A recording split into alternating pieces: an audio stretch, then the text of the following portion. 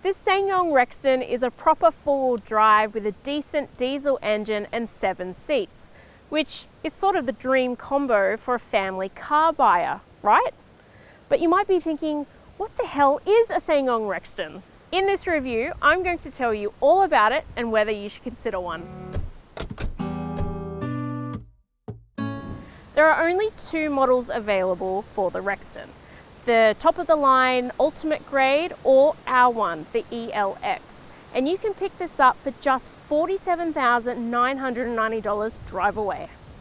The Rexton ELX has been appointed with synthetic leather seats, heated and ventilated electric front seats, heated rear outboard seats, and a powerful 2.2 litre turbo diesel engine. As mentioned before, it has 7 seats and the benchmark towing capability of 3.5 tonnes too. The price tag seems reasonable given that this is a 7-seater four-wheel drive and that the competition, the Ford Everest and Mitsubishi Pajero Sport base models, are more expensive with less features. You get quite a bit of car for your money here. It's big and it looks purposeful. And it's easy to see why this is a four-wheel drive. And when you pop on the engine, it reminds you that it means business. With the recent facelift, it sees the old grille replaced by this really large, toothy one, and it looks pretty good. But it's not just the exterior that has had the facelift. The cabin has a sense of luxury with its softly padded touch points, new electric gear shifter, and what I reckon is the biggest steering wheel I've sampled on a car of this size before heading into truck territory. The design feels really modern and fresh, with these cool quad LED lights at the front, the chunky rear tail lights, and despite the fact that these slab-like sides just rise up and tower over you, well, me, it feels like SsangYong has put a lot of effort into making this look stylish, and it is. The dash is quite angular, but fittingly rugged for a four-wheel drive. The chrome paneling just breaks it up really nicely, and it looks pretty good in here. The center console is really nice and wide and very comfortable armrests. The only thing though is that these sliding drawers can be a little bit finicky to open and close, but the seats are also very comfortable, and both are electric with lumbar support on the driver's side, which is a bonus. I also really like it that on the side of the passenger seat, you have the controls to move the seat backwards and forwards, which just means that the driver doesn't have to lean over or get out of the car to adjust it if it needs to be adjusted. There's plenty of room up front, generous headroom and legroom, but there's something about the way, I don't know, this is all positioned that makes me feel like I'm sitting a lot closer to the steering wheel than I would normally. And I also find too that the storage up front, really decent. You've got plenty of little cubbies around, the glove box and the middle console, both a good size, and interestingly, you have 2 drink holders in each door, which is more than the average SUV.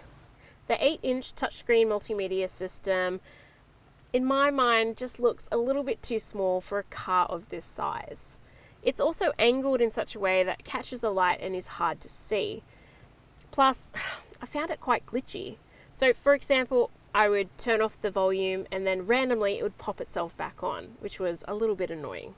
It was really easy to connect my phone to the wired Apple CarPlay, and it also has wired Android Auto, which is a bonus. The 10.25-inch digital instrument panel is customizable and easy to read. I did find that by the end of my first week, the park button to actually shift the car into park kept on getting stuck. So it wouldn't let me shift it out of gear. So every second time, I go to shift, I have to make sure that this park button is popped out, which on a brand new car, that is surprising and to me would irk me a lot if I was to buy this. The second row feels quite good to be in. There's plenty of headroom and legroom, and I also like the amenities in this row. You have heated outboard seats, map pockets, directional air vents, all within easy reach, as well as USB ports so people can stay charged up back here. There are also drink holders in the storage bins, good storage in the door handles, as well as 2 cup holders and a shallow cubby in the armrest. But when you lean on it, it does make a noise against the latch. The seats are nice and wide and quite comfortable. I also like that these have practical kick plates, which is always good when you have little ones around, and that the floor is mostly flat, so middle seat passengers will be fairly comfortable with their legroom. You're going to notice the taller profile height of this car, especially if you have kids. This model lacks side steps. You can get them fitted for an additional cost, and I would recommend that you invest in them because, I'm only 5'6" or 168 centimeters, and I parked it on a hill this week, and it literally felt like I was mounting a horse. My son had to get help getting in and out of the car, which annoyed him, so it's something to think about. The second row has ISOFIX mounts on the outboard seats plus 3 top tether child seat mounts. And with the right child seats, it's wide enough that you should be able to fit 3 side by side, which is great for growing families. It was easy to fit my harness booster seat, and there is still enough room for front passengers when a 0 to 4 rearward facing child seat is installed too. This is a 7-seater, so it does have a third row, but it's a bit of a scramble to get back in there because this middle row doesn't slide forward. It can fold, but again, a little bit awkward for an adult, so I'd consider them sometime seats. Plus, there's not heaps of amenities back there even for kids, so sometime seats. The boot is a really good size, as you can see. The tiered levels might annoy you over time. It did for me because although this creates a flat surface, it doesn't hold a lot of weight. It's only max load of 60 kilos. And honestly, it's really annoying to move around. It's very awkward. So it would be something that I would set and forget. I do like that there's a little pocket on the side that's quite deep to stop things from rolling around, which is good. Impressively, both Rexton models come with a full-size spare wheel.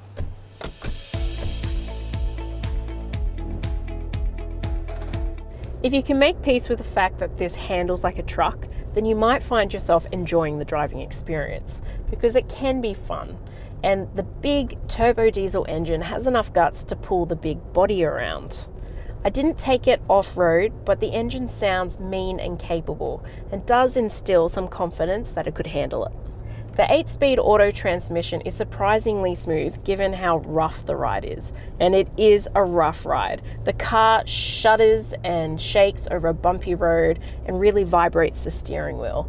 And although it is a truck-like experience, and you could probably be okay with that if you were expecting it, I think the novelty could wear off very quickly. The steering wheel feels huge, like I've said, but you soon realize that you need the extra grip points because unfortunately at lower speeds the steering can feel a bit cumbersome, and turning it around in a car park can feel like an exercise session. I did enjoy though that this has a reversing camera, but I think that on a car of this size, a 360-degree view camera or additional cameras should come as standard. Despite the unpolished drive experience, I did get used to it quite quickly, and I did like how powerful the engine was, so it's not all bad.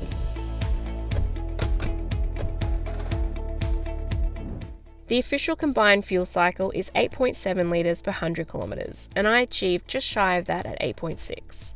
This is a massive body to move around, and the engine is powerful, so I am quite happy with the fuel econ, but it is based on the trip computer, so I would take it with a grain of salt.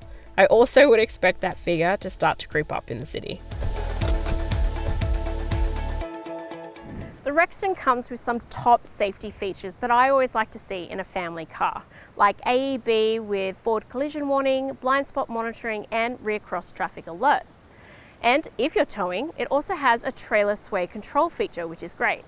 It has 9 airbags, but disappointingly, even with the new facelift, the curtain airbags don't extend to the third row, meaning I wouldn't be putting my child back there on a permanent basis. At the time of filming this, the Rexton hasn't been rated with ANCAP or even the Euro NCAP, which is surprising given that this has been on the market for quite a long time. And despite the top safety features, it doesn't sit well with me that there's no independent testing. However, the smaller sibling, the Corando, has been rated and achieved 5 stars. So maybe we'll see it on this one in the future. The Rexton comes with SsangYong's 777 guarantee, That's 7 years unlimited kilometre warranty, 7 years roadside assistance, and 7 years cap price servicing, which is better than most in this class. At every service interval, you'll only pay $375, and intervals are reasonably spaced at every 12 months or 15,000 kilometres, whichever occurs first.